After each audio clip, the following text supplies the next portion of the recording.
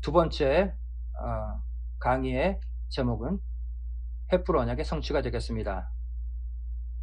횃불 언약의 성취가 되겠습니다.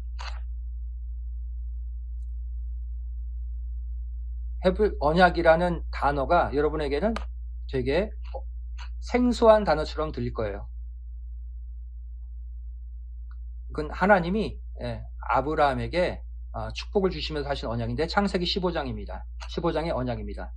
25장 13절부터 18절 읽기로 하겠습니다. 13절부터 18절 함께 읽겠습니다.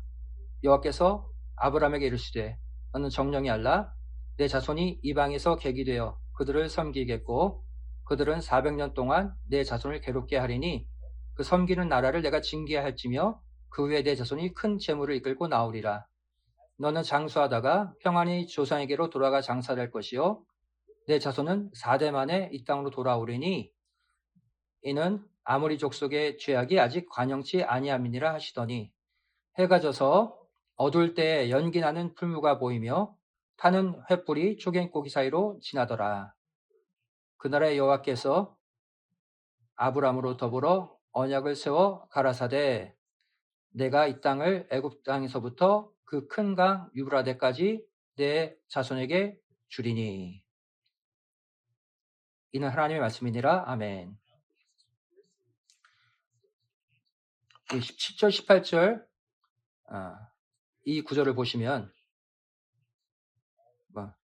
횃불 언약을 설명해 주는 구절입니다.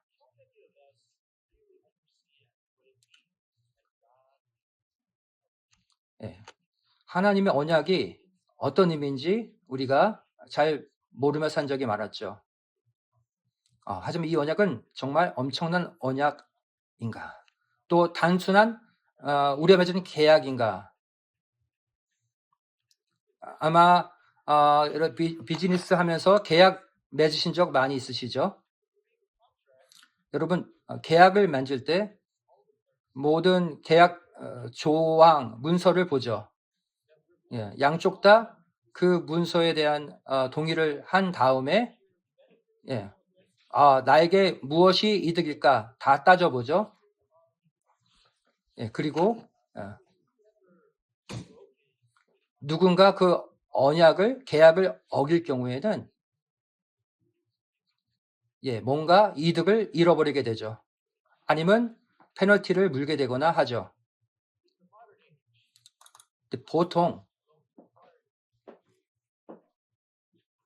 보통 우리의 생명과 관계된 계약을 맺는 적은 없죠. 하지만 하나님의 언약은 생명과 관련된 계약입니다. 우리의 생명과 우리의 죽음을 결정하는 계약이 하나님의 언약입니다. 어떻게 생명과 죽음 이것이 결정되는 계약 무슨 말일까요? 아브람과 맺은 언약, 그의 언약과 맺은 언약이 무슨 뜻인가? 오늘 살펴보길 원합니다.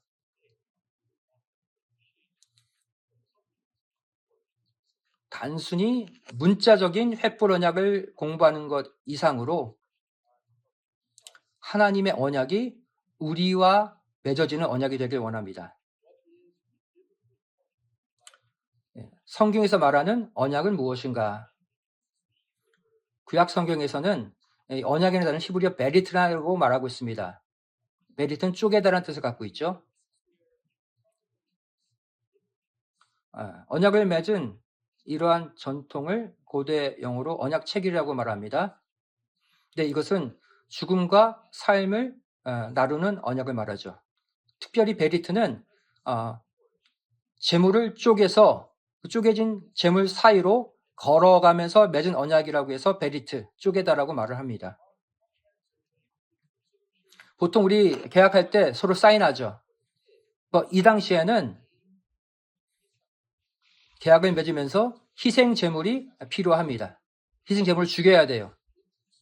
희생 제물을 잘라서 그것을 사이 버려놓고 언약을 맺은 두 당사자가 그 쪼개진 고기 사이로 지나가면서 맺어지는 언약이 베리트입니다. 이 언약이 중요한 이유는 바로 우리의 생명과 연관이 있기 때문입니다. 우리가 이 언약을 어길 경우에는 우리의 생명도 이 쪼개진 고기처럼 재물처럼 우리도 죽는다라는 생명을 건 언약이 베리트입니다. 그래서 이 베리트는 생명과 관련된 아주 심각한 언약입니다. 신중한 언약입니다. 이제 신약 시대로 가보겠습니다. 힐라어로 쓰여져 있죠. 예, 헬라어로는 이 언약을 디아데케라고 말합니다. 그 말은 둘 사이에 놓다라는 뜻이죠. 둘 사이에 놓다. 디아는 둘이란 뜻이고요. 데케는 놓다라는 뜻입니다. 둘 사이에 놓다. 무슨 뜻입니까? 두 당사자, 계약을 맺는 당사자 사이에 계약이란 얘기죠.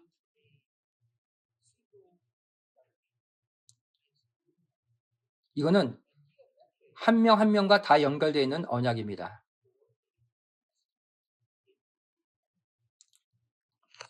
이 신약에서는 이것을 둘 사이에 놓여지는 언약이라는 것을 강조하고 있습니다. 내가 죽거나 내가 죽을 때 다른 사람에게 뭔가를 유언하는 것과 같은 의미입니다. 거기에는 어떠한 협상도 없어요.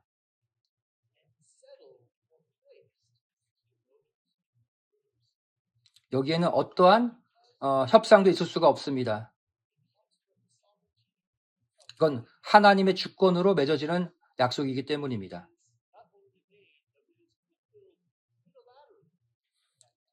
이것은 하나님의 우리에게 오는 일방적인 언약입니다. 이것이 디아데케의 의미입니다. 이건 유언이라는 의미도 있습니다. 이것이 신약 개념의 언약의 의미입니다. 이것이 우리에게 어떤 의미가 있을까요?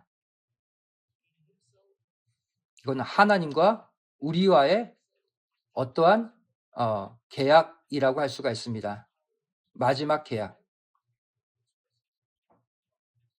이 디아데케도 하나님의 언약을 설명하는데 하지만 히브리어 베리트와 같은 의미, 상통하는 의미라고 할 수 있겠습니다.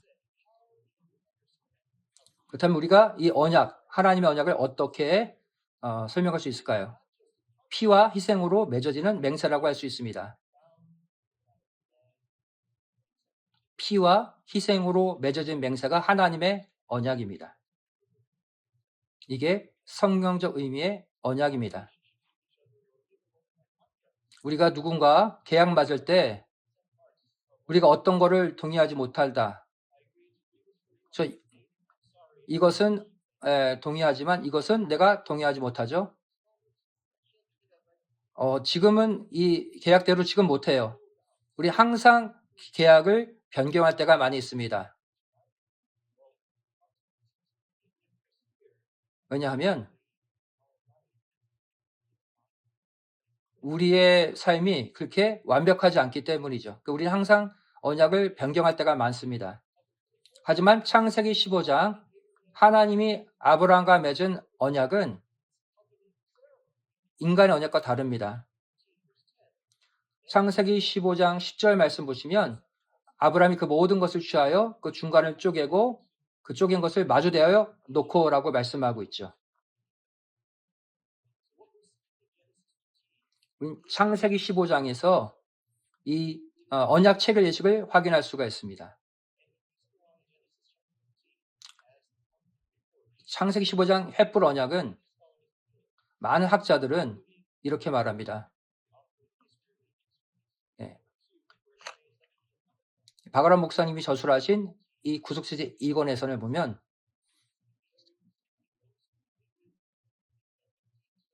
이 횃불 언약이야말로 하나님이 인간과 맺은 언약 가운데 가장 섬세한 언약이라고 말씀하셨습니다. 이건 하나님 자신과 아브라함 사이에 맺은 언약. 그거는 하나님과 하나님의 백성과의 맺은 언약을 보여주고 있습니다. 우리 모두 믿는 자죠. 우리 모두 하나님과 맺은 언약들이 많죠. 우리 모두 하나님의 언약을 많이 얘기하죠. 우리 모두 하나님의 언약 백성이라고 말하죠. 하지만 우리는 되게 가볍게 말할 때가 많이 있습니다. 하지만 우리가 디에디케를 통해서 하나님의 언약을 더 심각하게 깨달을 필요가 있습니다. 하나님이 우리를 당신의 언약으로 창조하셨기 때문에 이 언약은 가치가 있는 것입니다. 하나님이 우리와 언약을 맺으셨기 때문에 우리가 이렇게 살아갈 수 있다는 것 믿으시기 바랍니다. 자, 이제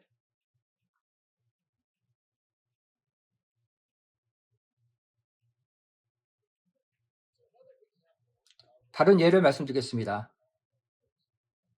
피와 희생을 맺은 언약의 다른 예입니다. 예레미야 34장을 보시면 이 당시 하나님의 나라가 이때 갈라진 상태에 있었죠.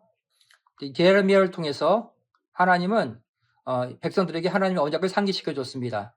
예레미야 34장 18절에 말씀하고 있죠. 송아지를 둘에 쪼개고 그 두 사이로 지나서 내 앞에 언약을 세우고 그 말을 실행치 아니하여 내 언약을 범한 너희들이라고 말씀하고 있습니다. 여기 베리트, 디아데케의 모든 의미가 다 여기 녹아져 있죠. 하나님과 백성들 간에 맺은 언약에 지금 피가 있고 희생이 있죠. 우리의 생명과 죽음과 관련된 언약이라는 걸 보여주는 거예요. 네가 나와 언약을 맺었음에도 불구하고 죄를 짓겠느냐? 계속 내 말에 불신하겠느냐? 심각하게 이 언약을 받아들이라는 거예요.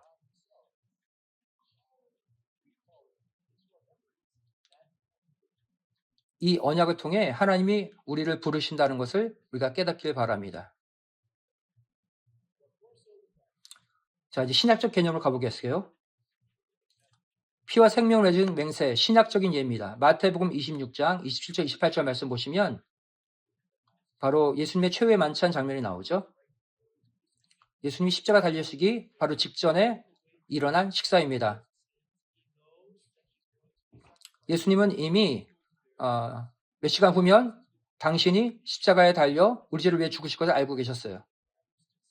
하지만 마지막 최후의 만찬 때 제자들 다 품어주셨고 그들에게 사랑의 말씀해 주셨죠.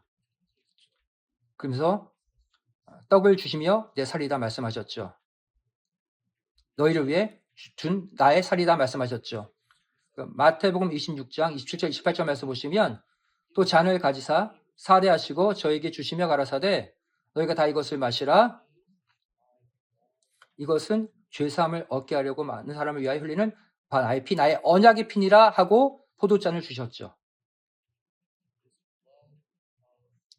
이 피가 바로 언약의 피라는 거예요.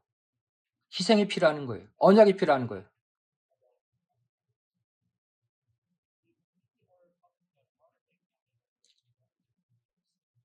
우리가 계약을 맺는 장면을 다시 한번 생각해 봅시다. 코사이너가 계약할 때 필요할까요? 누가 너무 어릴 때 16살밖에 안 됐을 때 그런데 새 차를 계약을 한다. 누가 16살짜리에게 아무런 보증 없이 차를 구입하게 하겠습니까? 그 모든 이름뿐 아니라 완전히 너의 차가 되겠다 할 때는 더 어른의 보증 서명이 필요하죠.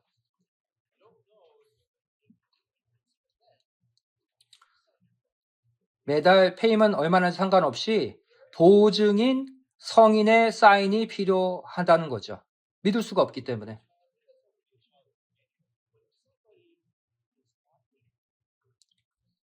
누구든 자격 맺을 자격 조건이 안 될 경우에는 보증인이 필요한 것과 같은 것입니다.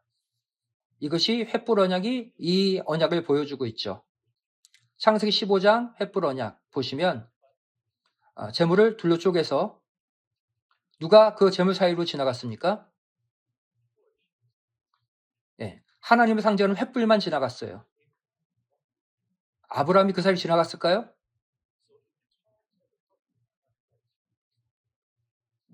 아브라함 지나가지 않았어요. 하나님, 횃불만 지나갔습니다. 그래서 이건 하나님의 일방적인 언약이 횃불 언약입니다.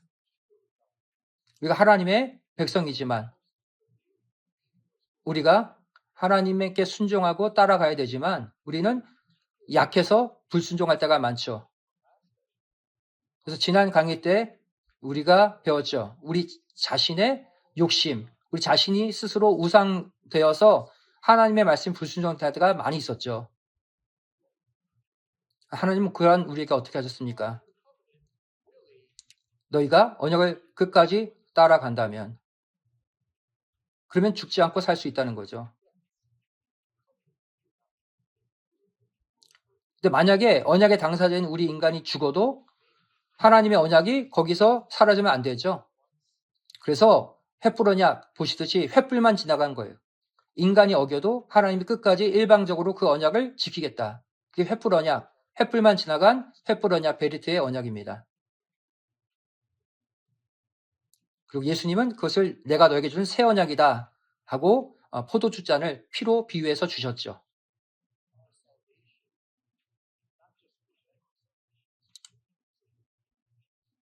우리는 구원과 다르게 구원은 그냥 건진받는다. 근데 구속은 무슨 뜻입니까? 구속은 지불하고 구원하는 행위를 말해요.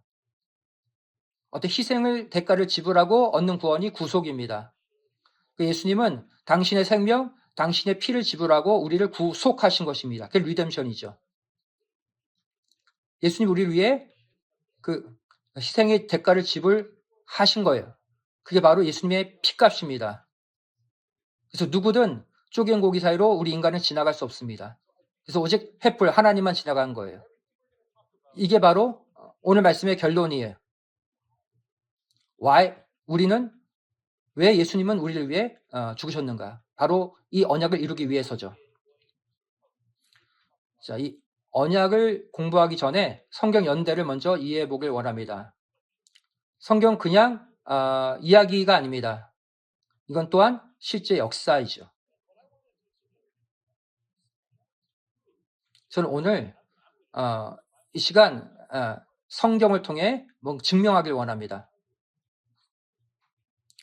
성경은 진짜 실제 역사를 담은 책이라는 것입니다.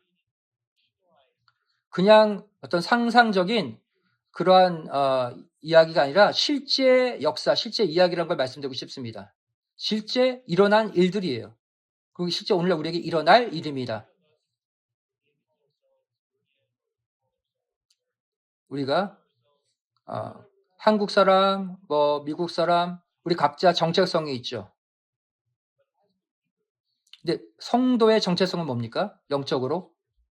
우리는 영적 이스라엘이 우리 정체성이죠. 우리 영적인 히브리인들이죠. 우리 영적인 유대인들이죠. 그래서 모든 성경의 역사들은 결국 우리의 역사, 우리의 일들이라는 거예요. 그래서 오늘 제가 말씀드리고 싶은 거는 여기 있는 모든 분들 구속사실 2권을 꼭 읽어보시길 바랍니다. 이것은 실제 역사라는 겁니다. 세계 역사 가운데 실제 일어난 일들이라는 것을 말씀드리고 싶습니다. 자, 먼저 우리 출애굽 연도를 우리가 한번 계산해 보도록 하겠습니다. 어떻게 아브라함 이후에 출애굽까지 이루어졌는지를 보길 원합니다. 여기서 출애굽 연도를 계산하기 위해서 먼저 기준점은 솔로몬 왕의 통치 연도를 기준점으로 삼아야 됩니다. 여러분 역사 좋아하십니까? 여러분 고대 역사 공부하신 분 계십니까? 네. 오늘 이후에 여러분 이 역사에 대해 관심 갖길 원합니다. 주전 970년 심지어 세계 역사 가운데서도 솔로몬이 주전 970년에 왕이 됐다고 기록하고 있습니다. 주전 970년에 솔로몬이 왕이 됐습니다. 그런데 열왕기상 6장 1절 말씀 보시면 이렇게 성경 말씀하고 있죠. 이스라엘 자손이 애굽 땅에서 나온 지 480년이요. 솔로몬이 이스라엘 왕이 된 지 4년 12월, 곧 2월 말씀하고 있어요. 출애굽한 지 480년 이후가 바로 솔로몬 왕 된 지 4년째라는 거예요. 그리고 그때 솔로몬 성전 짓기 시작했다는 것이죠. 그래서 주전 970년에 솔로몬이 왕이 됐다면 4년이 지난 때는 어떻게 됩니까? 주전 966년 BC니까 빼야죠. 966년이 솔로몬 왕 된 지 4년째라는 거예요. 그때로부터 480년 전이 출애굽한 해라는 거예요. 그러면 주전 966년에서 480년을 더 해야겠죠. BC니까. 그래서 966년, 주전 966년에서 480년 거슬러 올라가면 출애굽 연도는 주전 1446년이 됩니다. 주전 1446년이 됩니다.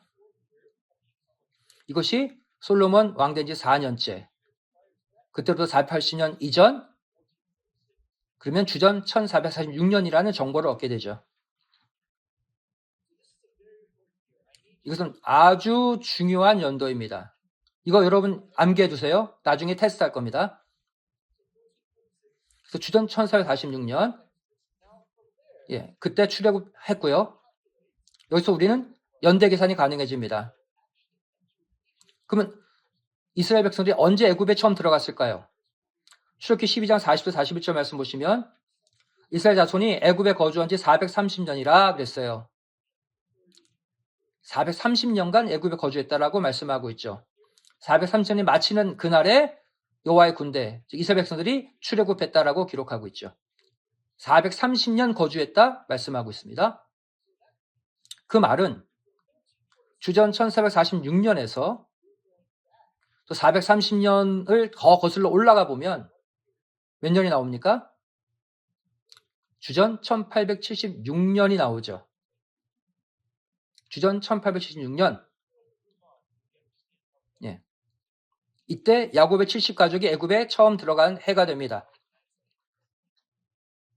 주전 970년, 그리고 주전 1446년 출애굽년도, 그 다음 430년 또 거슬러 올라가면 이스라엘 백성 처음 들어갈 때가 주전 1876년, 이렇게 다 계산이 되어집니다. 이것뿐만이 아닙니다. 좀 더 깊이 들어가 보겠습니다. 이스라엘 백성들이 야곱 70가족이 그때 들어가게 되죠. 애굽에 처음 들어가게 되죠. 그때 이제 통해서 야곱의 나이까지 계산할 수 있습니다. 언제 애굽에 처음 들어갔다고 그랬죠? 주전 1876년이라고 그랬죠? 그때 야곱이 애굽을 바로 왕을 만나게 되는데 그때 야곱이 내가 그 당시 130세다라고 말하고 있죠. 그때 야곱이 내 나이가 130년 세다, 130세다라고 말하고 있습니다. 그럼 이 주전 1876년에서 130년을 거슬러 올라가 보면 주전 2006년, 이때가 야곱이 태어난 해가 되겠습니다. 이것이 성경적으로 계산해내는 연대들입니다. 이제 우리는 야곱이 태어난 주전 연도를 알게 된 것입니다. 계속 들어가 보겠습니다. 같은 메커니즘으로 우리가 계산을 계속해 보도록 하겠습니다. 누가 야곱의 아버지입니까? 이삭이죠? 야곱은 주전 2006년에 태어났다면 이삭은 몇 년도에 태어났을까요? 60년을 거슬러 올라가면 되죠. 왜냐하면 이삭이 60세에 야곱을 낳았기 때문이죠. 야곱은 2006년, 주전 2006년에 태어나서 60년 거슬러 올라가 보면 이삭의 태어난 해는 주전 2066년이 됩니다. 주전 2066년 이삭이 태어난 해가 되는 거죠. 여기서 우리는 또 알 수가 있죠. 아브라함이 태어난 해를 알 수 있죠. 왜? 아브라함이 이삭을 몇 세에 낳기 때문에 100세에 이삭을 낳기 때문에 100년을 또 거슬러 올라가면 아브라함이 태어날 때의 주전 연도 주전 2166년을 얻게 됩니다. 창세기 21장 5절 말씀 참고해 주시기 바랍니다. 우리가 이 모든 연대 계산을 통해서 횃불 언약 체결한 주전 연대까지 알 수가 있습니다.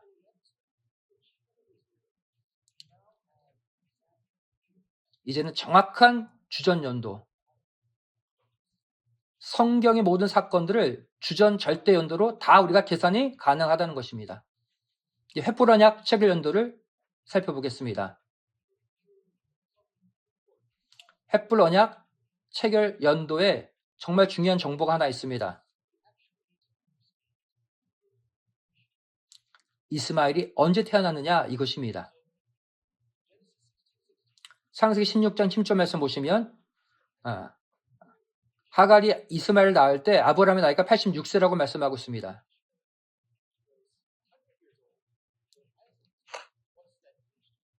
그럼 에이지 디퍼런트 어떻게 될까요? 나이 차이가 어떻게 될까요? 이스마엘과 이삭은 14년의 차이를 갖게 되죠. 네. 이삭은 14년을 거슬러 올라가 보면은 주전 2066년에서 14년 거슬러 올라가면 주전 2080년이 바로 이스마엘 탄생 주전 연도가 됩니다. 이스마엘 태어나기 전에 아브라함과 사라는 서로 이야기하죠. 하나님 우리에게 자녀 준다고 그랬는데 난 너무 나이가 많아요. 내 스스로 아이를 할 수 없죠. 젊은 첩 내 여종 하갈과 동침하라 그랬죠. 젊은 여종 하갈과 동침해서 아들 낳으면 어떻겠냐 그랬죠. 바로 그 결정 내린 것이 아브라함이 가나안에 견착하지 10년째라고 말씀하고 있습니다. 이게 무슨 뜻일까요? 이스마엘 태어날 때가 주전 2080년이라고 그랬죠. 하갈과 동침하자는 것은 한 해 전이겠죠. 그때가 아브라함 가나안 들어온 지 10년째라고 그랬어요. 그러면 헤브론 언약은 언제 맺어졌는지 알 수 있죠. 헤브론 언약 직후에 이 사건이 일어났거든요. 그렇게 되면 아브라함과 사라가 하갈 이야기를 했던 주전 2081년부터 1년 전, 그 전에 헤브론 언약을 체결했다는 것을 알 수가 있는 거예요.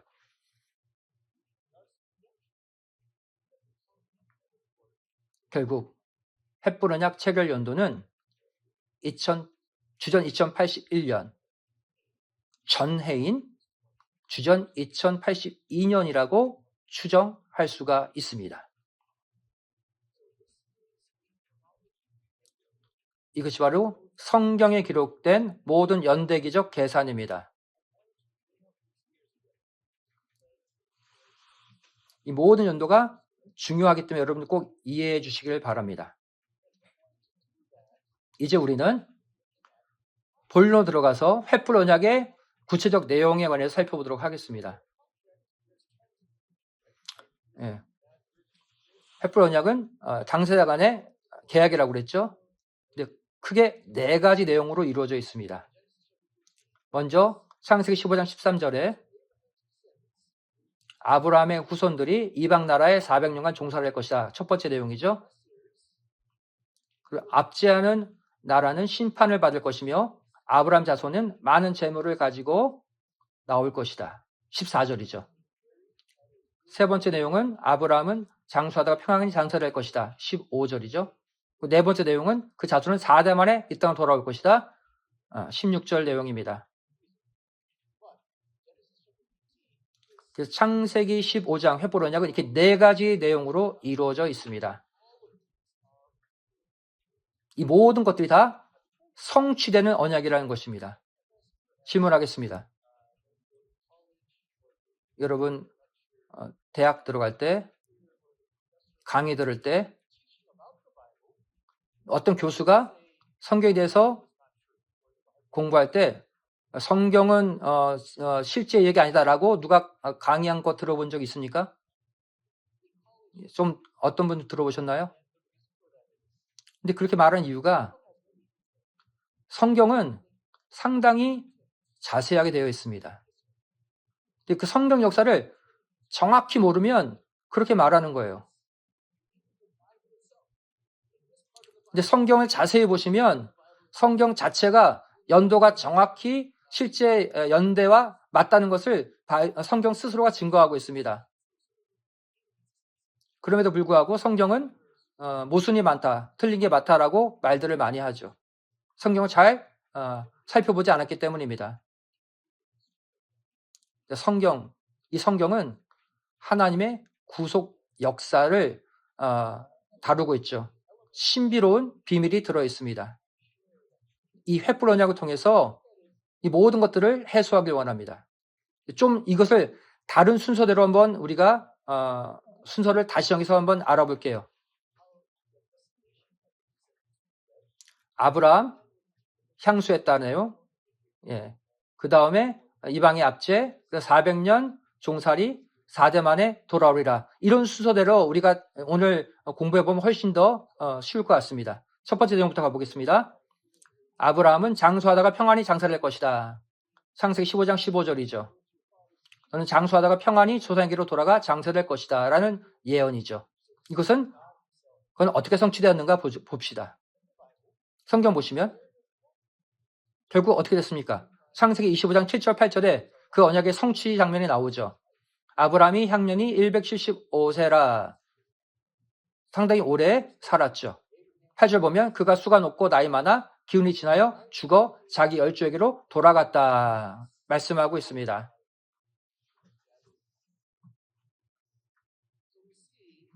이것을 보면 하나님이 아브라함과 맺은 횃불 언약의 첫 번째 내용, 성취된 것을 볼 수가 있습니다.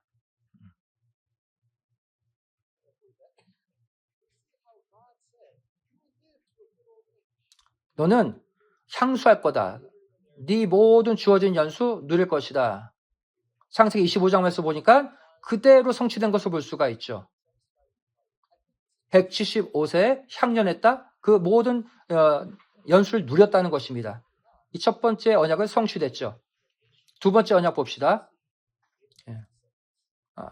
너희 자손은 압제한 날은 심판받고 많은 재물을 가지고 너희는 나올 것이다 라는 예언입니다.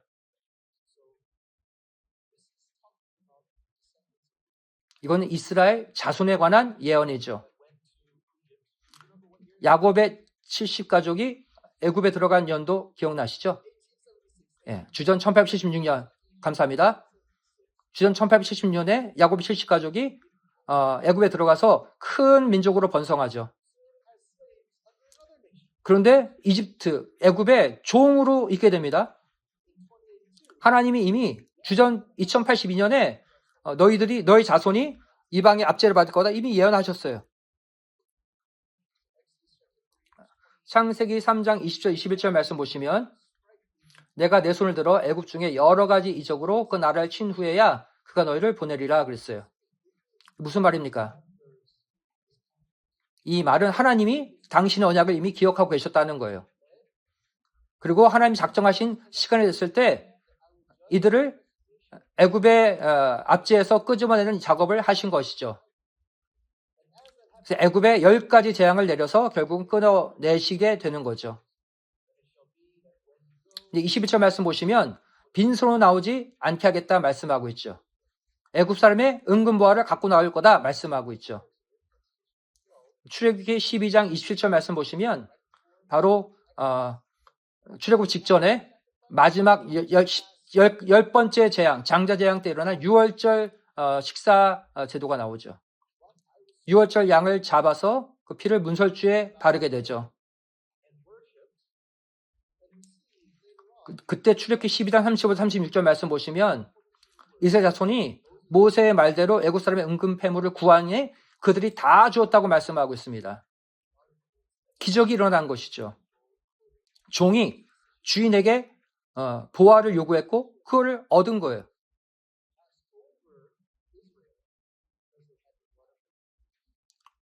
유월절에서 이스라엘의 장자는 죽지 않았죠. 왜냐하면 유월절 양 피를 문수주에 발랐기 때문입니다. 하나님의 보호 가운데 하나님의 백성만 보호받았습니다. 하지만 애굽 사람들은 이 재화를 불러온 이 이스라엘 백성들을 빨리 내보내고 싶었어요. 그래서 보화를 달라고 할 때, 담요 달라고, 물건 달라고 할 때 다 내준 거예요. 빨리 내보내려고, 빨리 나가라고 모든 보화를 내어 주었습니다. 그래서 광해도정 보면 아주 화려한 성막이 지어지는 것을 볼 수가 있죠. 거기 있는 금, 은, 놋 다 어디서 갖고 왔을까요? 바로 출애굽기 12장에 나오는 애굽의 사람들의 물품을 빼앗아온 그 물품을 가지고 광야에서 화려한 성막을 짓게 된 것입니다. 그래서 하나님의 모든 언약은 결국은 연속적으로 성취되어 가고 있는 것을 볼 수가 있습니다. 그 다음 세 번째 예언 보겠습니다. 이방 나라에 400년간 종살할 것이다. 자, 이것은 좀 문제가 있는 난제의 구절이라고 할 수 있습니다. 많은 사람들이 이건 앞뒤가 맞지 않는다라고 말해요. 창세기 15장 13절 말씀 보시면 아브라함의 자손들은 400년 동안 이방 나라에 고통받을 거다라고 말하고 있어요. 하지만 실제 이스라엘 백성들이 애굽에 거주했던 기간은 좀 다르죠. 출애굽기 12장 말씀 보시면 400년이 아니라 430년간 거주했다고 말씀하고 있습니다. 그래서 성경 믿지 않는 어떤 학자들은 이거는 다른 사람들이 서로 쓴 거야. 아니면 서로 맞지가 않아. 서로 다른 사람이 썼거나 실제 일어난 사건이 아니야. 이 400년과 430년이 맞지 않는 걸 가지고 문제를 제기합니다. 근데 왜 이 30년의 차이가 있는지를 우리가 이유를 알아야 돼요. 힌트는 이겁니다. 하나님 말씀하셨죠? 400년간 압제를 받을 거다. 고통받을 거다. 이 단어가 꼭 들어가 있어요. 400년에는요. 하지만 430년 거주에는 압제라는 단어가 없습니다. 왜냐하면 그 30년의 차이, 그 30년 동안 요셉이 애굽의 국무총리로 있으면서 이스라엘 백성들이 압제를 받지 않았기 때문입니다. 30년의 기간은 요셉이 애굽의 국무총리로 있으면서 이스라엘 백성들이 압제받지 않은 기간이라고 볼 수 있습니다. 정리해 봅시다. 출애굽 연도는 주전 1446년이죠. 우리가 430년 거슬러 올라가 보면 야곱 가족이 애굽에 들어간 해는 주전 1876년이죠. 그런데 400년 압제의 시작은 어떻게 될까요? 주전 1846년이죠. 그러면 이 430년과 400년 사이에는 과연 어떤 일이 일어났을까요? 1876년과 1846년 사이에 30년 사이에 어떤 일이 일어났는지 우리가 알아야 됩니다. 이것은 중요합니다. 그래야 성경이 역사적으로 틀리지 않았다는 것을 증명할 수 있기 때문이죠. 우리는 믿습니다. 성경은 100% 틀리지 않은 무한 책이라고. 하지만 우리가 이게 역사적으로 충돌되지 않도록 우리가 해명할 사명이 있습니다. 실제 세계 역사 가운데 이 차이를 우리가 역사적으로 설명할 수 있어야 합니다. 그래서 하나님의 구원의 역사가 우리에게 어떤 의미를 주는지를 발견해내야 됩니다.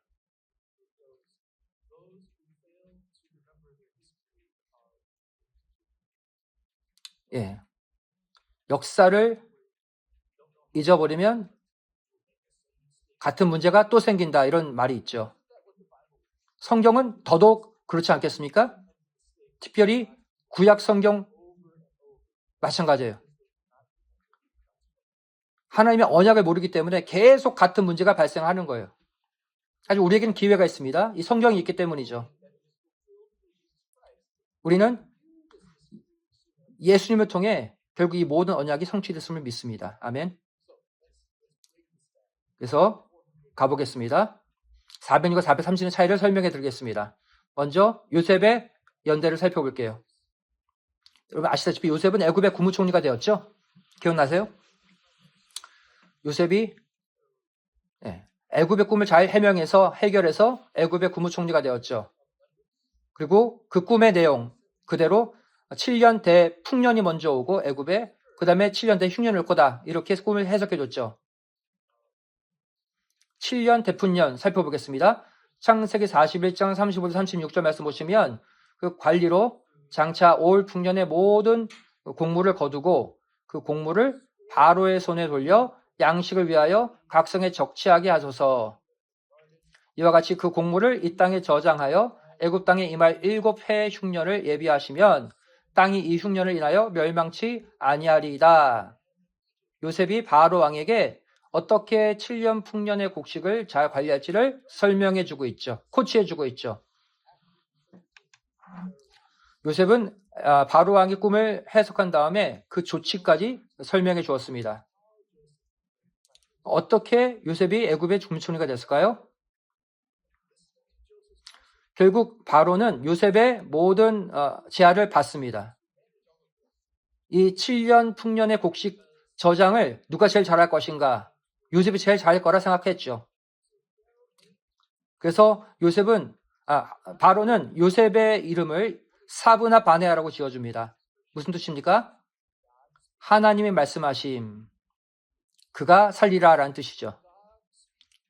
그래서 하나님이 요셉을 통해 바로에게 말한 이 사실, 이것을 바로도 인정한 거예요.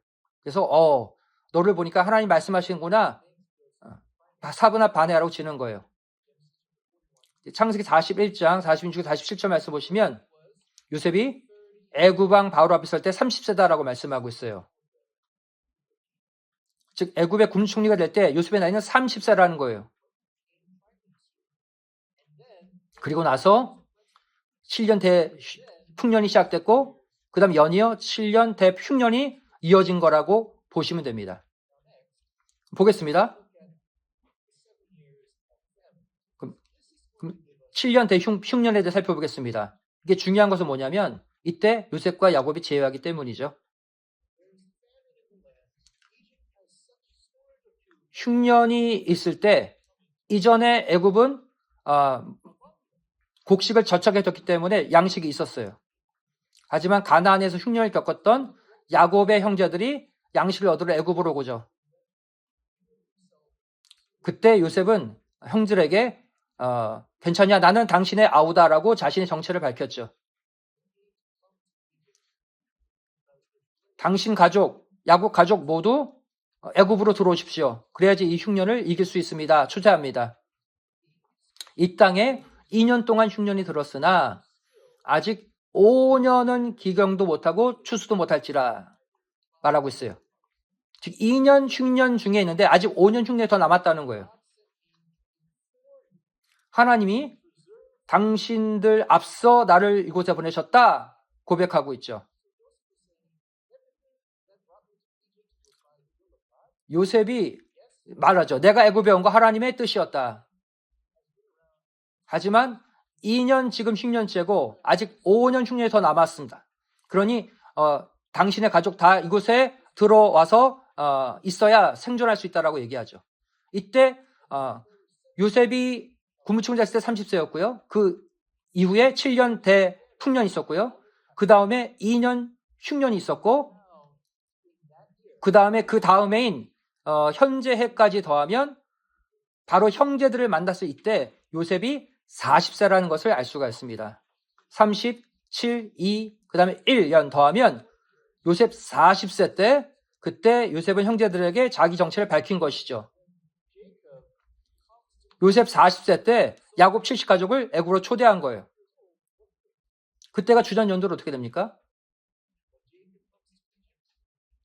야곱이 130세에 왔죠? 주전 1876년이라고 그랬죠. 이 해가. 야곱 70가족이 들어왔을 때. 이때가 요셉 130세고요. 그때 요셉은 40세였다는 거예요.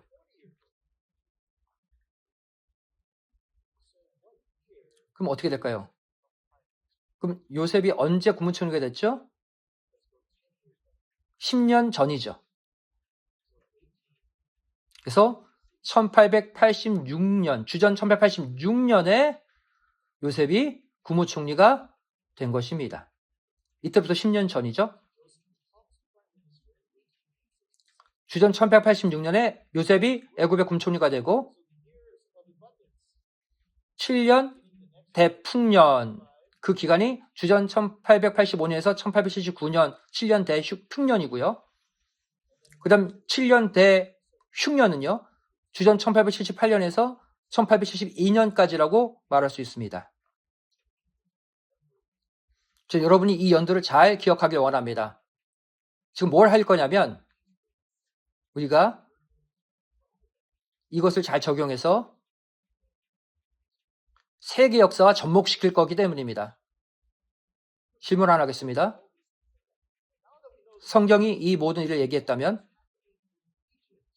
이때 이 타임에 실제 애굽의 세계 역사 가운데 애굽은 어떤 일이 있었는지를 우리가 함께 보겠습니다. 요셉이 굶주려 있을 때 주전 1186년 때 그리고 1806년에 그가 죽죠. 이 기간 사이에 누가 애굽 당시의 바로 왕이었는가? 주전 1886년으로 가보면 이때 바로의 이름은 세누스렛 2세였습니다. 애굽의 바로 왕의 이름은 이 당시 세누스렛 2세였어요. 주전 1897년부터 1878년까지 통치한 왕입니다. 그 전을 잠깐 돌아가 보면 7년 대풍년 기간 보세요. 1885년에서 1879년 사이죠.까지죠. 자, 언제가 흉년 첫 해입니까?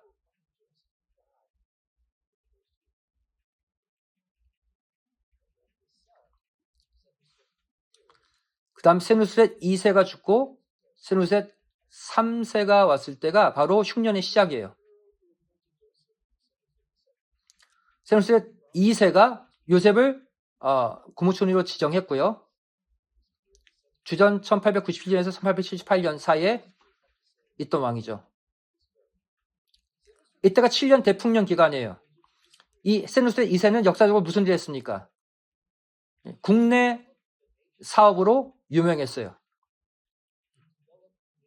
농업을 위한 제방 및 관계 시스템을 구축한 뛰어난 업적을 남겼습니다.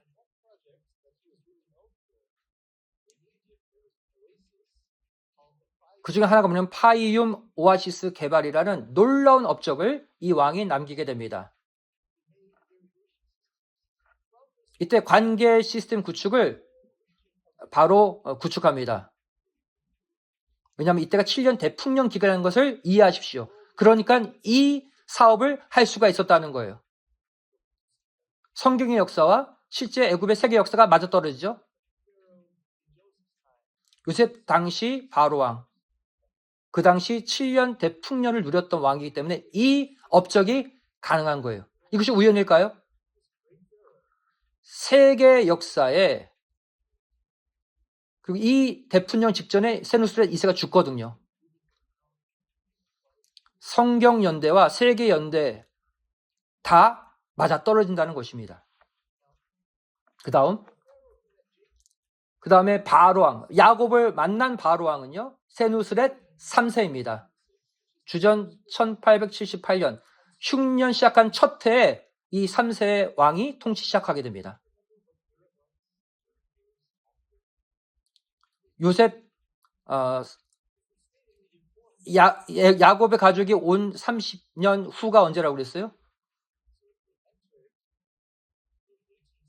주전 1876년에 애굽 가족이 들어왔죠. 그때부터 30년 동안 풍년과 그 다음에 요셉이 아직 신임을 얻을 때였죠.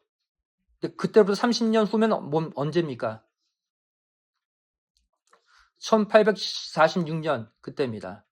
1843년 세누스렛 3세가 죽기 직전에 한마디로 요셉이 자기의 권한을 잃어버린 것이죠. 흉년 기간 동안 모든 주변 국가들이 양식이 없어 애굽을 찾아올 때입니다. 세누스렛 3세는 양식이 많이 있었잖아요. 이것을 이용했어요. 그래서 많은 전쟁을 일으킵니다. 왜냐하면 이 당시 흉년 시기였고 애굽에는 저장한 양식이 있었고 그 다음에 세계 각국은 양식이 없을 때였기 때문에 바로 전쟁을 통해 각 나라를 점령하기 쉬웠던 것이죠. 이 상황을 세누스렛 3세는 이용한 겁니다. 그래서 이 당시 애굽 사람들은 세누스렛 3세를 아주 추앙했어요. 그래서 신으로 추앙해서 섬기게 됩니다. 왜냐하면 이전의 왕이 만들었던 요셉을 통해 만들었던 그 남은 저장된 곡식을 가지고 정복 전쟁에 이용한 거예요. 요셉의 별명은 사브나 바네아라고 그랬죠. 무슨 뜻입니까? 하나님 말씀하시다. 그가 살리라 하는 뜻이죠. 이전 왕 세누스의 2세는 요셉을 좋아했어요. 왜냐하면 하나님 믿었기 때문이죠. 하나님의 역사를. 하지만 세누스 3세는 달랐습니다. 자기가 신으로 추앙받고 있는 이때 요셉의 말을 들었겠습니까? 다른 나라들을 정복할 그때 무엇이 아쉬워서 요셉에게 하나님의 말씀을 경청하도록 했겠습니까? 자신이 힘이 많을 때였고 신으로 추앙됐을 때인데 요셉의 말을 들을 이유가 없죠. 세누세 3세는 또한 무엇을 했습니까?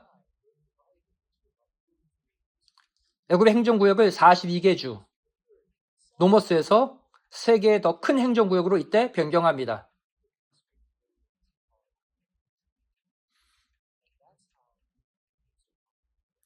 그 정도로 세누세 3세는 강력한 힘을 과시할 당시였어요. 요셉이 무엇을 하든 눈 하나 깜짝하지 않은 것이죠. 그래서 세누스의 3세 통치 기간 동안에 요셉이 자기의 힘을 잃어버렸다는 것을 알 수가 있어요. 이게 바로 세계 역사의 실제입니다. 성경 역사와 딱 들어맞는 거예요. 다음, 요셉이 언제 죽었습니까? 언제 요셉이 죽었습니까? 주전 1806년이라고 말씀드렸죠. 12왕조의 마지막 바로왕은 누구였냐면 여자였어요. 소베크 네페루라는 여자였습니다. 소베크 네페루 이후에 바로왕 2명이 더 있었지만 문제만 일으키고 끝나버렸어요. 소베크 네페루가 왕이 됐을 때는 4년만 통치했어요. 이때 12왕조는 몰락하고 맙니다. 언제 시작했다고요? 통치를? 주전 1806년. 이때가 요셉이 죽었어요. 그때 소베크 네페루가 통치를 시작한 거죠. 요셉이 국무총리로서의 자격을 잃어버렸을 때 그다음부터 애굽은 몰락하게 됩니다.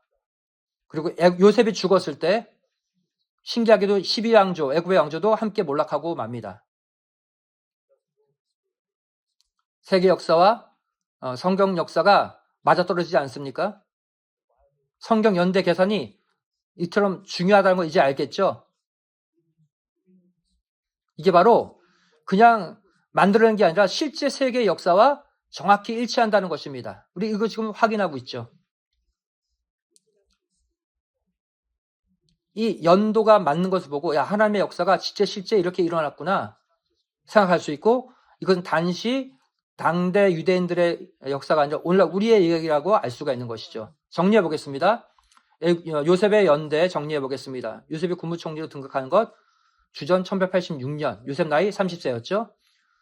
7년 대풍년 1885년에서 1879년 7년 대흉년 1878에서 1872년까지 1878년은 어떤 해라고요? 스누셋 2세가 3세 그리고 야곱의 70가족 1876년 BC 주전에 들어오게 되죠. 그 다음부터 세누셋 3세 때 그 통치 기간 가운데 바로 애굽 2주 30년 만에 요셉이 국무총리로서의 힘을 잃어버린 것과 딱 맞아떨어집니다. 이것을 다 종합해 보면 430년 거주와 400년 압제 기간. 자, 이게 좀 복잡해 보이지만 이것이 이렇게 정리가 될 수 있습니다. 30년 차이는 이렇게 우리가 정리할 수 있습니다. 혹시 질문 있습니까? 하지만 우리는 이해할 수 있죠, 이제. 성경 역사는 세계 역사와 딱 맞아떨어지는 걸 우리가 알 수 있죠. 자, 어떤 학자, 어떤 교수, 어떤 선생님이 성경 역사, 실제 역사가 아니야 할 때 여러분 세계 역사와 성경 역사가 맞아떨어진다. 이 내용을 가지고 입증할 수 있어야 되겠습니다. 자, 이제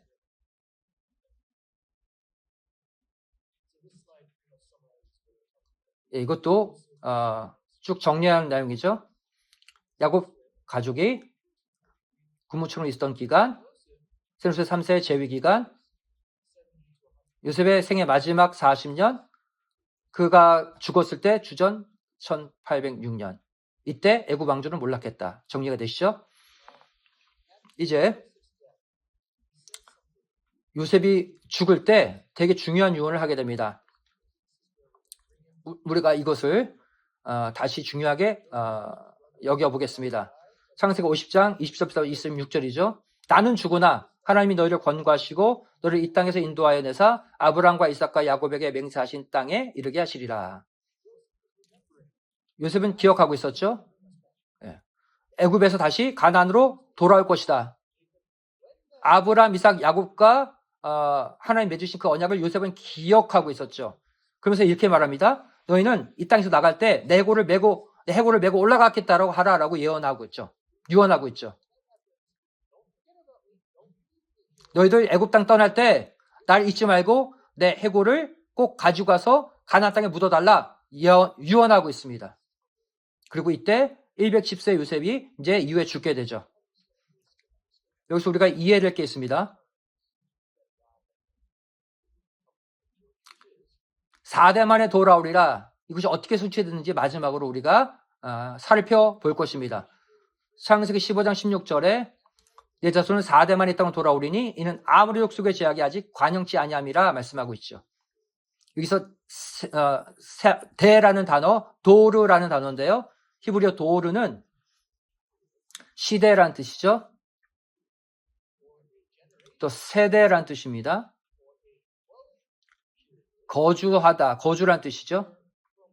특별히 한 세대에서 다음 세대까지의 기간이 1대라고 우리가 말을 하죠. 그와 똑같은 의미입니다. 그것이 히브리어 도르예요. 왜 도르가 중요한 단어가 되냐면 여러분 아브라함부터 모세까지 4대만 있었을까요? 그래서 어떤 사람은 400년, 430년이 100년을 1대로 계산해서 400년을 4대다라고 얘기해요. 하지만 이 도르라는 단어는 100년이 아니에요. 400년, 100년이 아니에요. 이건 한 세대에서 다음 세대까지의 기간이 도르의 뜻입니다. 400년이 4대다. 이건 말이 맞지가 않아요. 4대 만에 돌아오리라. 이것은 무엇을 의미하는 것일까요? 언제부터 이 4대가 출발할까요? 다시 아브라함부터 출발해야죠. 언제 이 언약이 출발했습니까? 아브라함과 하나님 맺으셨죠. 이 언약을. 아브라함이 1대입니다. 창세기 12장 1절부터 3절 말씀 보시면 너희 본토 친척 아비 집을 떠나 내가 내게 지시할 땅으로 가라. 그랬죠?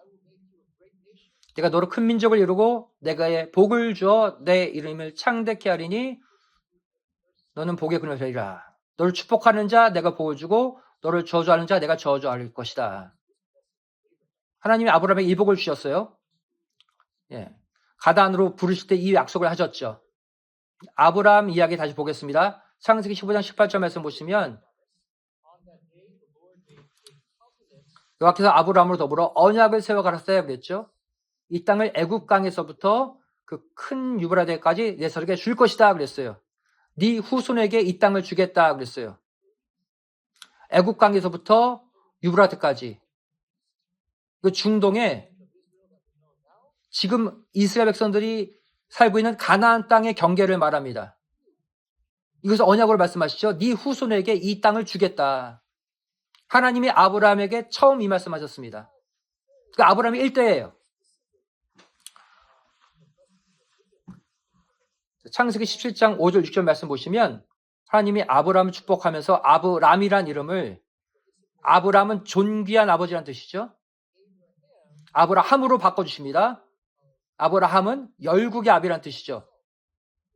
너 자신만 영광받는 아비가 아니라 모든 민족의 아버지라고 바꾸셨죠. 아브라함을 아브라함으로 바꿔주신 것. 여기서 중요한 메시지가 있습니다.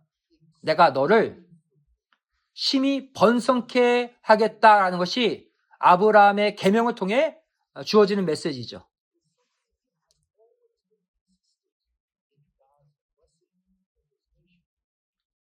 하나님 믿는 백성들에겐 번성케 하는 축복을 계속적으로 주겠다는 약속을 이때부터 시작하신 것입니다. 그래서 4대 만에 돌아올 것이다. 이것을 번성케 하리라라는 이 단어를 가지고 살펴볼게요. 4대가 누굴까요? 아브람, 이삭, 야곱. 야곱의 12아들까지는 누구예요? 4대는? 살펴보겠습니다. 먼저 아브람 1대 살펴볼게요. 아브라함의 아들은 이삭이죠. 그러니까 4대 가운데 2대는 이삭입니다. 이삭이라 하라 내가 그와 내 언약을 세우리니 그랬죠. 하나님의 아브라함과 맺은 언약이 이삭까지 이어지고 있죠. 이삭은 창세기 26장 24절 말씀 보시면 그 밤에 여호와께서 그에게 나타나 가라사대 다시 보겠습니다. 이 사건 전에 이삭이 물을 찾죠. 땅을 팝니다. 딴 사람들이 와가지고 계속 이삭을 쫓아내죠. 우물을 팔 때마다 쫓아냅니다. 그래서 계속 쫓겨나죠. 장소를 옮깁니다. 계속 양보하고 또 다른 곳으로 가서 우물 파고 또 다른 곳으로 결국 가서 르호봇까지 가죠. 르호봇은 지경이 넓다는 뜻이죠. 하나님이 나에게 넓은 지역을 주셨다. 그래서 창세기 26장 22절을 한번 보시겠습니다.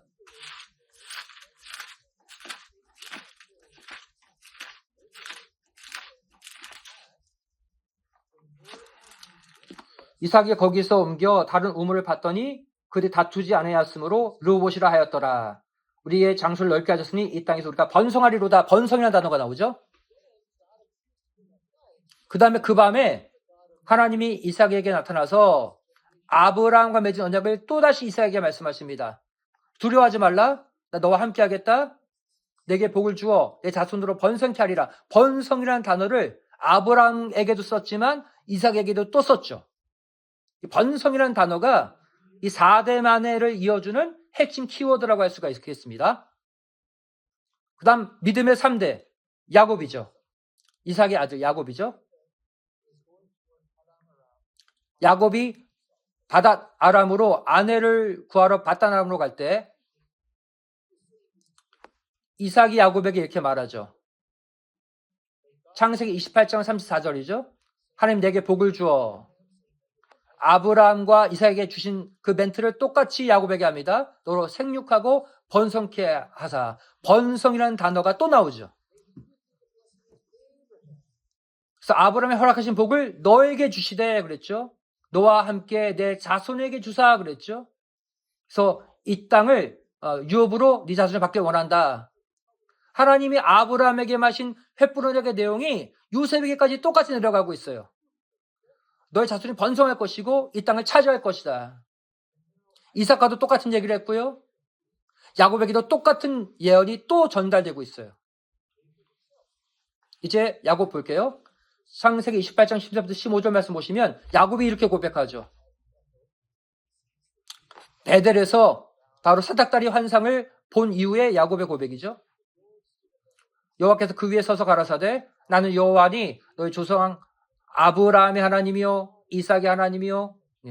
하나님이 아브라함 이삭과 지금 이 야곱을 연결하고 있다는 거예요. 그리고 야곱의 후손까지. 나는 너희를 다시 이 땅으로 돌아오게 하겠다. 왜냐하면 내가 너와 언약했기 때문이다.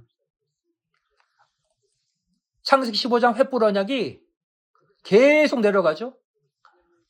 아브라함에게 시작돼서 이삭에게 연결되고 지금 다시 야곱에게까지 똑같은 내용이 또 연결되죠. 그 야곱 보시면 이제 요셉과 연결됩니다. 창세기 48장 34절 말씀 보시면 야곱이 요셉에게 말하죠.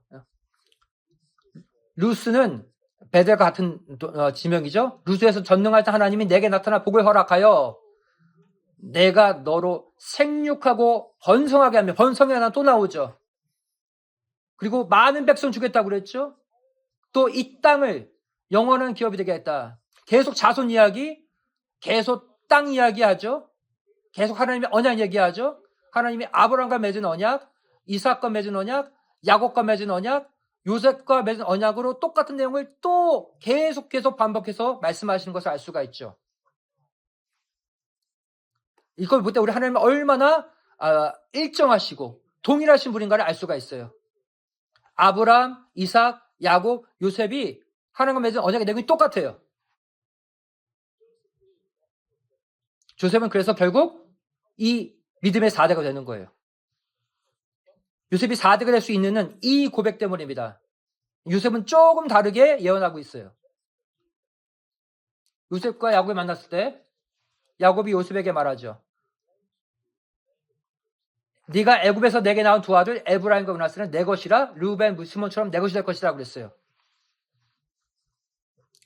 무슨 말일까요? 에브라임과 므낫세는 야곱의 원래 손자죠. 그런데 아니야. 이제 더 이상 요셉 너의 아들이 아니라 내 아들 삼을 거야. 르우벤, 시몬처럼 내 아들 반열에 올릴 거야. 이 말씀하시는 거예요. 야곱은 그래서 에브라임, 므낫세를 손자가 아니라 이제 아들로 입적하는 장면입니다. 여기서 흥미로운 것은 에브라임에 관한 내용이에요. 첫 번째 아들이 므낫세죠. 므낫세의 뜻은 잊어버림이라는 뜻이에요. 요셉이 얼마나 많은 환란을 겪었습니까? 하지만 다 잊겠다는 거예요. 첫째 아들의 이름이죠. 두 번째 에브라임의 이름은 뭐예요? 그것은 풍성함, 이런 뜻이죠. 내 삶이 풍요로워질 것이다. 이것이 에브라임의 뜻이에요. 아브라함, 이삭, 야곱 3대 말씀하신 그 내용, 번성케 하리라. 이번엔 요셉은 자기의 둘째 아들 에브라임을 통해서 번성케 하리라는 것을 딱 증거하죠. 하나님의 일정한 언약, 그리고 아브라함, 이삭, 야곱, 요셉의 일정한 믿음, 동일한 믿음을 확인할 수가 있습니다. 여기서 우리는 요셉이 아브라함 이후에 4대라는 것을 분명히 알 수가 있죠. 창세기 15장의 열매가 요셉입니다. 야곱이 이렇게 또 말하죠. 내 아비의 축복이 내 부유주의 축복보다 나아서 영원한 시선이 한없이 같이 이 축복이 요셉에 오려 돌아오겠다 그랬어요. 아브라함, 이삭, 야곱. 하지만 하나님이 요셉에게는 이보다 더 큰 축복을 주겠다고 말하고 있는 거예요. 특별히 이 축복이 요셉의 머리로 돌아온다 유언하고 있죠. 형제 중에 뛰어난 자의 정수리로 돌아오리라 야곱이 요셉을 축복하고 있어요. 야곱이 12아들에 관해 예언하면서 요셉에게는 이 예언을 한 거예요. 이건 요셉은 육신적 장자가 아니지만 지금 영적 장자라고 인정하고 있는 장면이죠. 결국 이걸 봤을 때 요셉이 아브라함의 믿음의 4대라는 걸 알 수 있죠. 역대상 5장 2절을 말씀하고 있습니다. 유다가 형제들보다 뛰어나고 주권자가 유다에게서 나왔지만 그랬죠. 결국 르우벤, 시몬, 레위가 실격당하고 결국 유다가 자연스럽게 육적 장자가 됐죠. 하지만 실제 장자의 권리 명분은 요셉에게 있다 얘기하고 있죠. 그래서 요셉이 바로 4대의 마지막 주인공이라는 것을 알 수가 있는 거죠. 다시 요셉 본 해골 이야기로 가보겠습니다. 너는 애굽을 떠나 가나안을 갈 때 내 해골을 메고 올라가라. 요셉이 유언했죠. 그래서 창세기가 끝나는 요셉 이야기를 보면 입관만 하고 끝납니다. 요셉이. 출애굽기 13장 19절 말씀 보시면 훗날 모세가 출애굽할 때 요셉의 해골을 취했다 그랬어요. 그래서 이는 요셉이 이스라엘 자손을 단단히 맹세케 이르기를 하나님이 필요한 너희를 권고하시리니 너희는 나의 해골을 여기서 메고 가라. 그 유언을 그대로 실행에 옮기는 것을 볼 수가 있죠. 질문하겠습니다.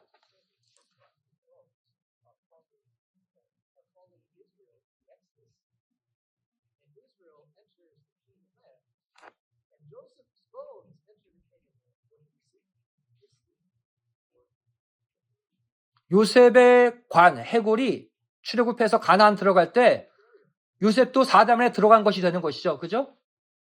여호수아 24장 32절 말씀 보시면 이스라엘 자손이 애굽에서 이끌어낸 요셉의 뼈를 세겜에 장사하였으니 그랬어요. 세겜이라는 단어 중요한 지명이 나옵니다. 가나안의 아무 곳에 묻지 않고 꼭 세겜에 묻어라 그랬어요. 그래서 세겜에 정확하게 묻습니다. 이 세겜은 어떤 곳이냐? 야곱이 세겜의 아비 하몰의 자손에게서 금 100개를 주고 산 땅이라고 말씀하고 있죠. 그 이후에 이 땅은 요셉 자손의 기업이 됩니다. 결론적으로 성경은 세겜에 대해서 아주 중요한 이야기를 하고 있어요. 신학자들, 교수들은 말하죠. 성경은 되게 중구난방이다. 여호수아 때 보면 야곱이 이 땅을 샀어. 그래서 우리가 이 땅 와야 돼. 그렇게 얘기를 하죠. 여호수아 당시 때. 하지만 야곱은 요셉에게 유언할 때 특별한 내용을 이야기합니다. 창세기 48장 21절 22절 말씀 보시면 나는 죽으나 하나님 너희와 함께 계시사 너희를 인도하여 너희 조상의 땅으로 돌아가게 할지러니와 내가 내게 영어 버전을 보면 내가 내 형제보다 일부분을 더 주었더니 일부분이라고 한글 개혁성도 번역하고 있죠. 일부분이라고 한글 개혁성도 얘기하지만 근데 원 플러스라고 말하지 않고 히브리 원어로 보면 일부분이 셰켐이라고 쓰고 있어요. 셰켐이 요셉에게 더 주는 일부분의 몫이라는 것이죠. 셰켐을 주었다는 거예요. 히브리 원어로 보면.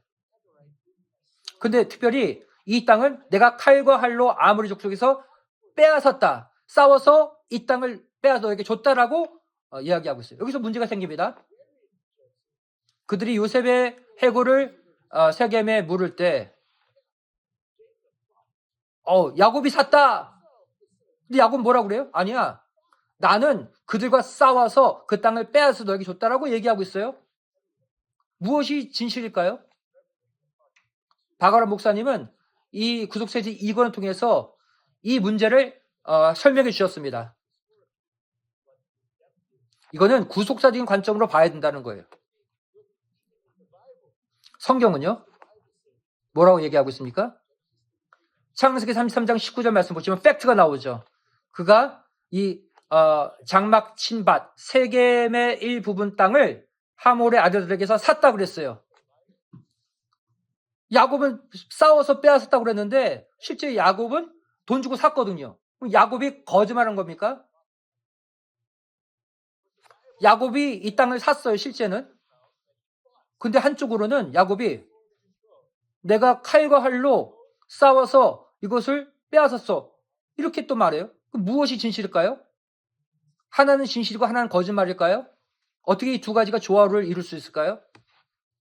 이 방식으로 이룰 수 있습니다. 여호수아는요, 가나안 정복을 한 다음에 자기 백성을 다 불러놓고 그들에게 세겜에 불러놓고 이렇게 말합니다.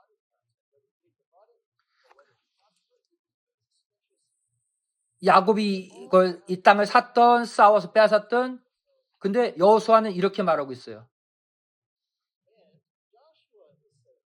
여호수아는 이렇게 말합니다.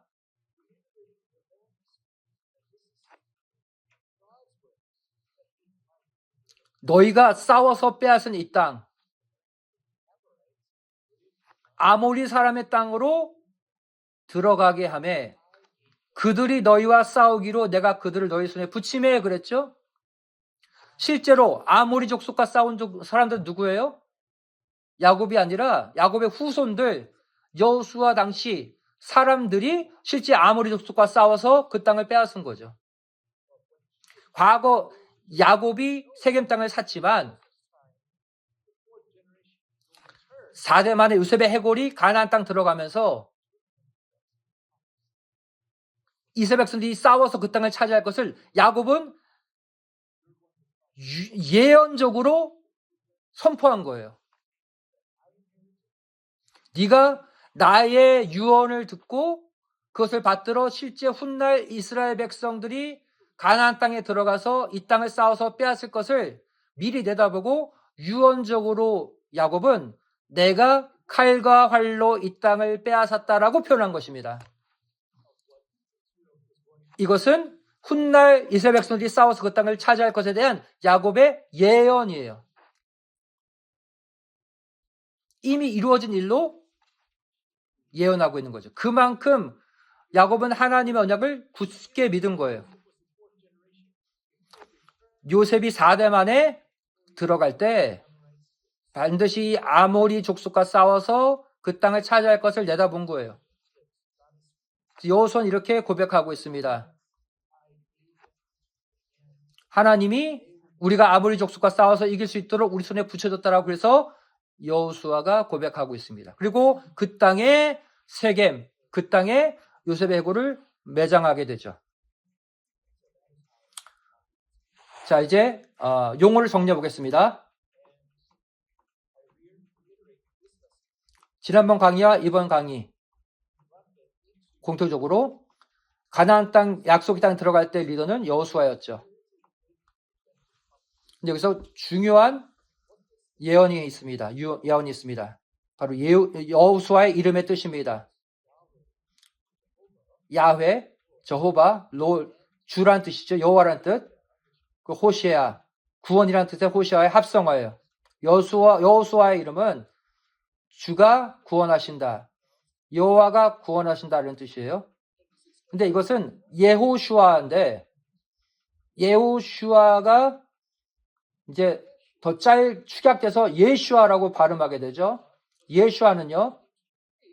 헬라어로 번역하면 이에수스라고 발음합니다. 근데 이 헬라어를 라틴어로 또 바꿔서 번역하면 예수스가 돼요. 근데 이것을 영어로 하면은 지저스가 되는 거예요. 한국말로 예수가 되는 거예요. 근데 왜 예수의 이름이 뜻이 뭡니까? 주는 구원자다라는 뜻이잖아요. 천국 갈 때 예수님 이름 외에는 구원자 이름이 없다고 그랬죠. 예수라는 이름이 여기서 나와요. 여호수아 시대 그 이름은요. 결국 약속의 땅을 들어간 그 여호수아는요. 우리가 누구의 이름으로 천국 갑니까? 예수님의 이름이죠. 그래서 이 역사를 통해서 우리는 구속자적으로 볼 때 여호수아는 예수 그리스도의 예표라고 할 수가 있습니다. 여호수아가 리더가 되어 가나안 땅에 들어갔듯이 오늘날 우리도 예수님을 머리 삼아 천국에 들어가야 된다는 것을 보여주고 있습니다. 우리 아까 물 세례와 성령 세례 받아야지만 영적 가나안 천국 들어갈 수 있다고 그랬죠? 우리 믿죠 이거? 이거 모든 성경에 다 연결되는 내용들이에요. 이게 구속사적 관점입니다. 마태복음 21절에 예수님의 이름의 뜻이 나오죠? 예수님이 동정녀 마리아에서 나오면서 아들을 낳으리니 이름을 예수라 하라. 이는 예수아라 하라. 그가 자기 백성을 저희 죄에서 구원할 자라는 뜻이다라고 말씀하고 있죠. 예. 이 지저스 예수라는 것을 결국 여호수아 같은 이름의 뜻으로 보시면 돼요. 이제 쉐켐은요 어떤 뜻을 갖고 있냐면 히브리어로 쉐켐은 어깨라는 뜻이에요. 특별히 어깨, 짐을 지는 어깨 위에 튀어나온 부분 있죠? 거기가 쉐켐이에요. 우리 보통 짐을 질 때 그 어깨에 딱 닿는 부분이 있죠? 그 부분이 우리 쉐켐이라고 부르는 거예요. 쉐켐. 예를 들어 볼게요. 창세기 24장 15절 말씀 보시면 리브가가 이제 이삭의 아내로 부름받기 전에 물 항아리를 어깨에 메고 오죠. 어깨에 메고, 이 어깨에 메고가 셰켐이에요. 리브가가 등장할 때 셰켐이라는 단어가 사용되어 있죠. 또 사무엘상 9장 2절 말씀 보시면 이스라엘 초대왕 사울에 관한 이야기죠. 그는 아주 크고 건장하고 훤칠한 사람이었다고 말씀하고 있죠.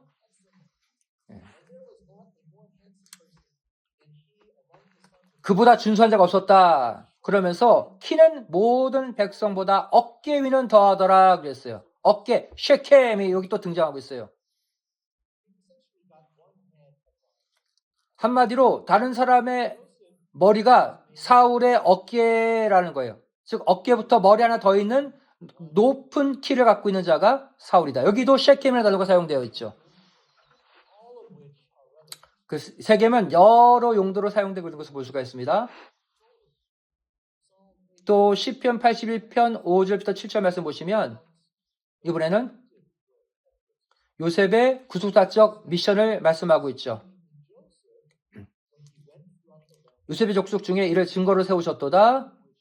내가 알지 못하는 말씀을 들었나니 그랬죠. 이것은 구속사적 메시지를 말하는 거죠. 너희가 알지 못하는 말씀, 구속사적 메시지라는 의미겠죠. 내가 그 어깨에서 짐을 벗기겠다라고 말씀하고 있습니다. 그 손에서 광주를 놓게 하였도다. 내가 고난 중에 부르짖음에 내가 너를 건졌고 라고 말씀하고 있죠. 어깨에 놓여진 짐을 내려놓는다. 바로 여기서 셰켐의 의미가 사용되어 있죠. 바로 여호수아란 이름, 주님이 우리 구원자, 우리 모든 인생의 짐을 벗겨주신다는 의미라 통하는 거죠.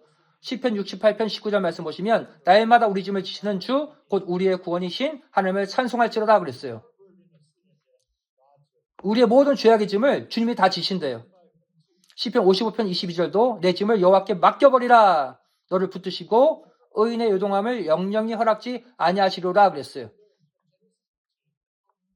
창세기 15장 횃불 언약. 우리가 지금 수천 년이 지나갔지만 우리 어깨에 있는 모든 죄악의 짐을 다 가져가 주신대요. 우리가 땡기신 모든 죄악. 우리가 물세를 받고 성령 세를 받고 우리가 하나님의 언약 가운데 다시는 죄악의 짐, 모든 고통 다 내려놓게 해주겠다는 것입니다. 우리가 어떻게 의인 될 수 있습니까? 우리가 노력으로 의인 될 수 있습니까? 다른 거 없어요. 하나님의 말씀을 믿음으로 의인이 되죠. 우리 자신의 의가 아니라 하나님을 믿음으로, 말씀을 믿음으로 의인 되는 거죠. 우리 개인적 인간관계 문제, 학교의 문제, 직장의 문제, 모든 인생의 짐, 예수님만이 우리의 모든 그 짐들을 가져가시는 분이다라는 것입니다. 여러분의 모든 무거운 짐을 예수님이 가져가심을 믿으시기 바랍니다. 아멘. 이사야 14장 25절 말씀 보시면 그때 그의 짐이 그들의 어깨에서 벗어질 것이다. 계속 어깨, 셰켐이 나오죠. 마태복음 11장 28절부터 30절에 수고하고 무거운 짐진 자들아 내게로 오라 내가 너희를 쉬게 하리라 그랬어요. 우리가 얼마나 걱정 많이 합니까 살면서. 얼마나 우리가 많은 부담 갖고 삽니까? 짐을 안고 삽니까? 29절에 나의 마음이 온유하고 겸손하니 나의 멍에를 메고 내게 배우라 그랬어요. 지금 아주 피곤해?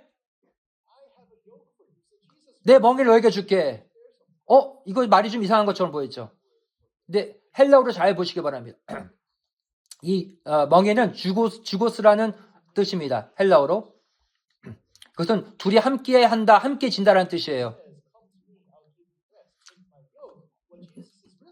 자, 내가 멍에를 메라 이 말은 뭐냐면 원어적으로 보면 내가 너와 함께 그 멍에를 메주겠다 그런 뜻이에요. 이 당시 멍에는요 두 소가 함께 일하게 되어 있어요. 다시 말해 나의 멍에를 주겠다는 것은 너의 모든 짐을 내가 함께 져주겠다는 뜻입니까? 내가 너와 멍에를 짐을 함께 져주겠다는 의미를 갖고 있습니다. 이제 세켐은 샤캄이라는 동사에서 나왔어요. 샤캄은 짐을 싣다 이런 뜻이에요. 일찍 일어나다 이런 뜻이에요. 일찍 일어나다라는 뜻도 갖고 있습니다. 여러분 어디 여행 갈 때 짐을 싣죠. 그리고 아침 일찍 떠나잖아요. 이게 바로 샤캄이에요. 히브리어 샤캄.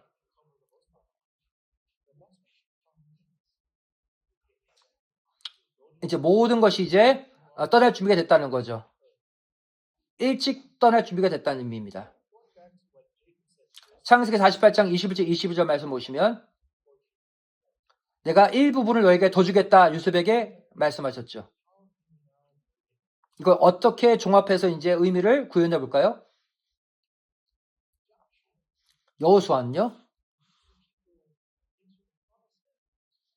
이 언약의 땅에 들어가면서 이 가나안 땅을 정복하고 이제 안식을 줬는데 이것은 진정한 안식이 아니었어요.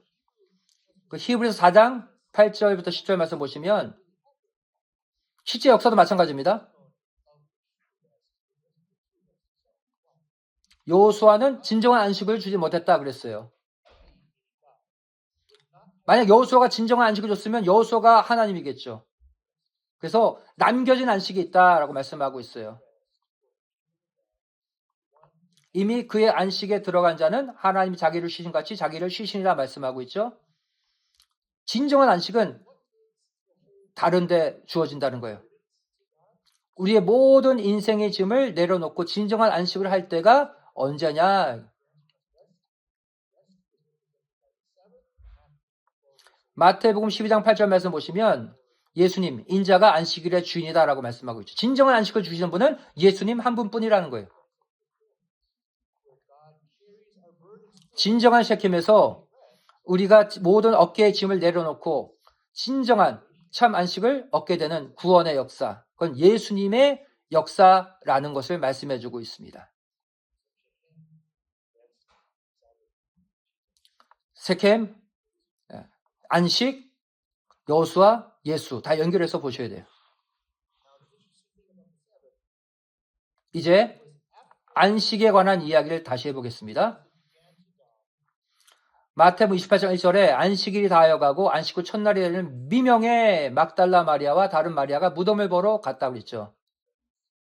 예수님 무덤 찾아갔죠? 예수님이 언제 부활하셨습니까? 안식일 다음날 새벽에 부활하셨죠. 이것이 바로 영적 세겜의 역사예요. 예수님이 우리의 모든 죄악의 짐을 대신 지시고 언약 성취 주자로서 아침 일찍 부활하신 역사. 이게 샤캄, 세겜의 의미예요. 마태복음 28장 6절에 예수님은 살아나셨다 그랬어요. 언제? 미명에 아침 일찍 살아나셨다. 샤캄의 뜻처럼 일찍 일어나다. 예수님의 부활을 말씀해주고 있는 단어죠. 다시 요셉 이야기로 돌아갑시다. 그가 받은 축복 볼게요. 요셉은 무성한 가지, 그 샘 곁에 무성한 가지라. 그 가지가 담을 넘어도다. 활 쏘는 자가 그를 학대하며 그를 쏘며 그를 군박하였으나 모든 환난을 요셉이 견뎌냈죠. 하지만 결국 요셉의 활이 도리어 견강하며 그의 팔이 힘이 있으니 야곱의 전능자의 손을 힘입음이라 말씀하고 있죠.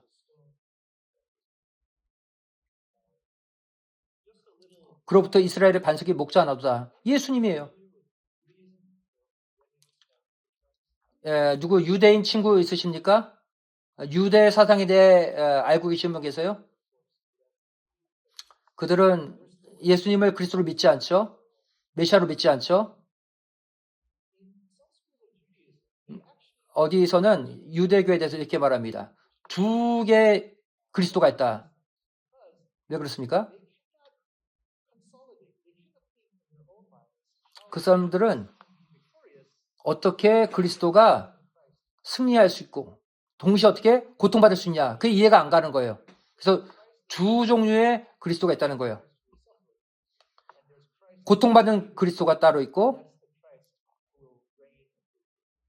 승리를 얻는 그리스도가 따로 있다는 거예요. 그게 유대인적 관점의 두 개의 그리스도입니다. 하지만 우리 기독교인들은 그리스도를 어떻게 믿습니까?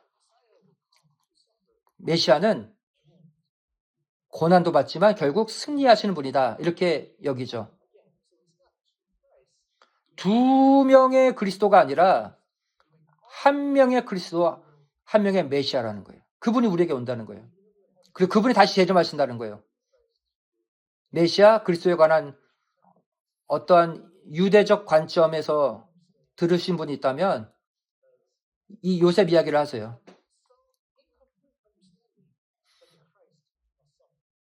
그들은 이해하지 못해요. 그리스도는 고통받는다 이해하지 못해요. 우리는 횃불 언약을 통해서 요셉의 고난과 요셉의 축복을 통해 한 그리스도가 고통도 받고 영광도 온다는 것을 우리는 요셉을 통해 깨닫게 되는 거죠.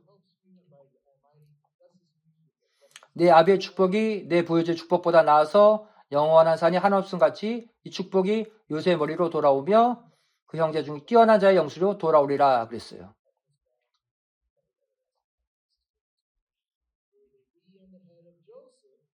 (25절) (26절) 또 말씀하고 있죠. 요셉이 얻은 축복, 정수리의 축복, 이것이 바로 4대 만에 온 요셉의 받은 축복입니다. 바로 4대 만에 가나안 땅 들어가는 자의 축복입니다. 시편 105편 8절부터 10절에서 보시면 아브라함, 이삭, 야곱 이어지는 횃불 언약의 내용을 정리해 놓고 있죠. 함께 읽을까요? 8, 9, 10절 함께 읽겠습니다. 그는 그 언약 곧 천대에 명하신 말씀을 영원히 기억하셨으니 이것은 아브라함에게 하신 언약이며 이삭에게 하신 맹사며 야곱에게 세우신 율례 곧 이스라엘에게 하신 영영한 언약이라. 아멘. 이 세 절이 오늘 강의 모든 것을 종합해 주고 있습니다. 2시간 얘기했지만 이 세 구절 안에 모든 게 다 녹아져 있어요.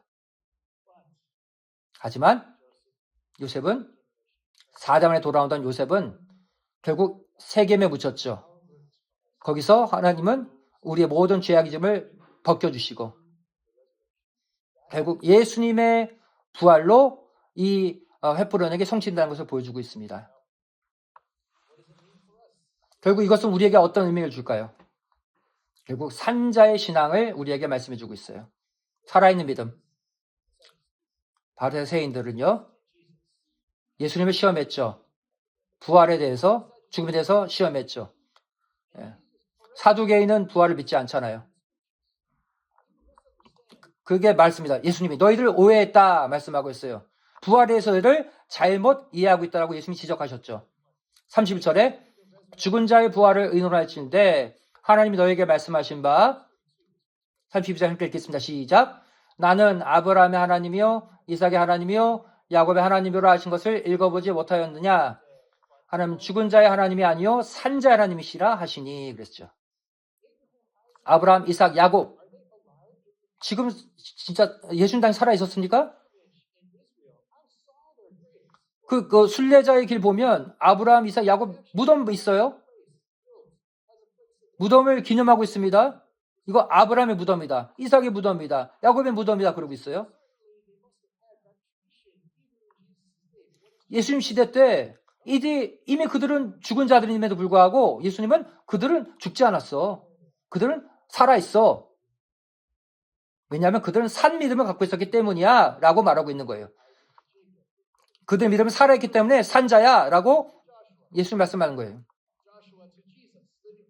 아브라함, 이삭, 야곱, 요셉, 여호수아, 예수님, 우리 모두 연결된 산 믿음의 족보라는 거예요.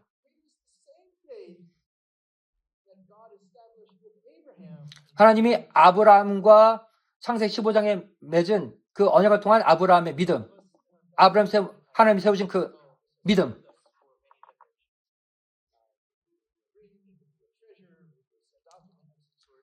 많은 대수가 지나간다 할지라도 한국에 수많은 대수의 족보를 갖고 있잖아요. 예, 예. 세종대왕, 나는 뭐 몇 대 손이야. 모든 한국 사람들 몇 건대는 자기 선조들 족보를 갖고 있죠. 우리는요, 뭐 갖고 있습니까? 우리는 산자의 족보, 아브라함의 족보를 우리는 갖고 있는 줄로 믿습니다. 하나님의 아브라함과 맺은 그 햇불 언약, 쪼갱고기사로 지나가면서 맺은 그 언약, 그 언약의 땅, 가나안, 천국에 대한 언약, 우리 언약이잖아요. 우리의 기업이잖아요. 우리가 받아야 될 유업은 영적 가나안 천국 아닙니까? 아브라함, 이삭, 야곱처럼 바로 결국 우리가 그 산 믿음을 본받아야 된다. 그리고 우리가 대대로 이 산 믿음을 물려줘야 할 줄로 믿습니다. 아멘. 기도하겠습니다. 사랑하신 아버지 감사드립니다. 당신의 은혜에 감사드립니다. 이곳에 모든 사람들 모아놓고 우리에게 하나님의 언약을 약속해 주시며 감사드립니다. 이제 우리 언약의 땅, 그 땅에 우리 모두 도착한 줄 믿습니다. 아브라함, 이삭, 야곱, 요셉, 세겜에 묻힌 조셉까지 하나님 이들의 산 믿음이 우리의 믿음이 되길 원합니다. 이 시간 주님의 말씀, 그 언약이 우리의 언약이 되길 원합니다. 산자의 믿음이 우리 안에 역사함으로 말미암아 우리 모두 일하는 모든 우리 가족들, 교회, 우리가 섬기는 모든 곳마다 바로 우리가 하나님께 예배드리고 경배하는 삶을 살게 해주시옵소서. 우리가 신령한 요단강을 건너 천국에 들어간 자들 되게 하여 주시옵소서. 우리 신령한 세겜의 축복을 우리에게 주셔서 구원의 축복을 주셔서 우리 모두 예수 그리스도를 통해서 예수님 천국에 들어가길 원합니다. 예수님의 기도입니다. 아멘. 감사드립니다. 하나님 영광을 돌리시겠습니다.